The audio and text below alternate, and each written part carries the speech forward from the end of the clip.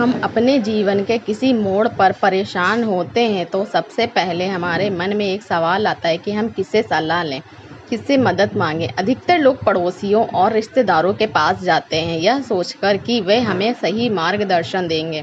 लेकिन क्या आपने कभी सोचा है कि हर रिश्तेदार या पड़ोसी हमारी भलाई के बारे में सोचता है? शायद नहीं। आज हम श्री कृष्ण की एक कहानी के माध्यम से जाएंगे कि क्यों बार बार अपने पड़ोसियों और रिश्तेदारों से रहना ही बेहतर होता है। महाभारत काल के समय की बात है। एक बार अर्जुन को किसी मुद्दे पर मार्गदर्शन चाहिए था। उन्होंने सोचा कि अपने बड़े भाई युधिष्ठिर से या अपने गुरु द्रोणाचार्य से बात करूं, लेकिन तभी उन्हें श्री कृष्ण की याद आई। अर्जुन श्री कृष्ण के पास गए और बोले, हे माधव, मेरे मन में कुछ प्रश्न उठ रहे हैं। मैं किससे मार्गदर्शन प्राप्त करूं? क्या मुझे अपने रिश्तेदारों से सलाह लेनी चाहिए?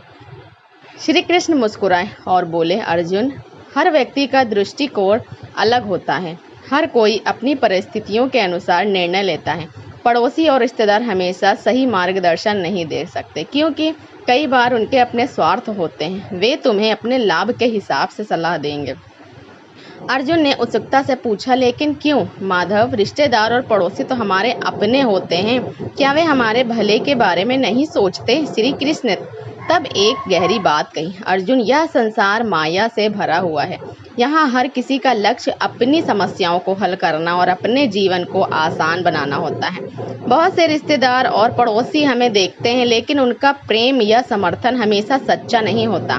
कई बार वे ईर्ष्या, स्वार्थ या प्रतिस्पर्धा के भाव से भरे होते हैं। ऐसे में वे तुम्हारी मदद की बजाय तुम्हें और उलझा सकते हैं। श्री कृष्ण ने एक और दृष्टांत दिया। एक बार एक व्यक्ति को अपने व्यापार में नुकसान हुआ। उसने सोचा कि उसके रिश्तेदार उसकी मदद करेंगे, क्योंकि वह उनके बहुत करीब था। लेकिन जब वह उनके पास गया तो उन्होंने उसे टाल दिया और अपनी परेशानियों का बहाना बना दिया। यही नहीं, कुछ रिश्तेदारों ने उसके संकट को और बढ़ा चढ़ाकर दिखाया और लोगों के बीच उसकी बुराई कर दी। श्री कृष्ण ने आगे कहा, अर्जुन, रिश्तेदार और पड़ोसी कई बार तुम्हारे मुश्किल वक्त में इसीलिए पास आते हैं ताकि वे तुम्हारी कमजोरी जान सके और उसका फायदा उठा सकें। बहुत से लोग तुम्हारी संघर्षों को समझने बिना अपनी राय देने लगते हैं और उनकी सलाह अक्सर तुम्हारे लिए हानिकारक हो सकती है। जो लोग तुम्हारे सच्चे हितैषी हैं वे तुमसे स्वार्थ हरित प्रेम करते हैं, लेकिन उनकी संख्या बहुत कम होती है। श्री कृष्ण ने फिर कहा, इसलिए अर्जुन, जब भी तुम किसी मुश्किल में हो, सबसे पहले अपने आप से सवाल करो, अपने दिल से मार्गदर्शन प्राप्त करो, स्वयं पर विश्वास रखो।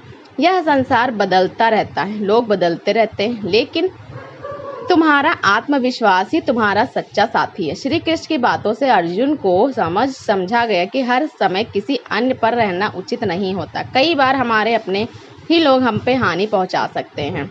पड़ोसी और रिश्तेदार तब तक मददगार होते हैं जब तक उनकी कोई स्वार्थ सिद्ध हो रही होती है, लेकिन जब बात हमारे जीवन के कठिन समय की होती है तो हमें अपने विवेक, धैर्य और आत्मविश्वास के साथ आगे बढ़ना चाहिए। श्री कृष्ण की यह कहानी हमें यह सिखाती है कि हर कोई हमारी सहायता के योग्य नहीं होता, खासकर जब उनके अंदर स्वार्थ या प्रतिस्पर्धा की भावना हो। हमें अपने जीवन के महत्वपूर्ण निर्णय खुद पर भरोसा करके लेने चाहिए, न कि हर बार किसी पड़ोसी की सलाह पर। श्री कृष्ण ने अंत में अर्जुन से कहा, अर्जुन, तुम जितना ज़्यादा अपने अंदर की शक्ति पर भरोसा करोगे, उतना ही तुम सफलता की ओर बढ़ोगे।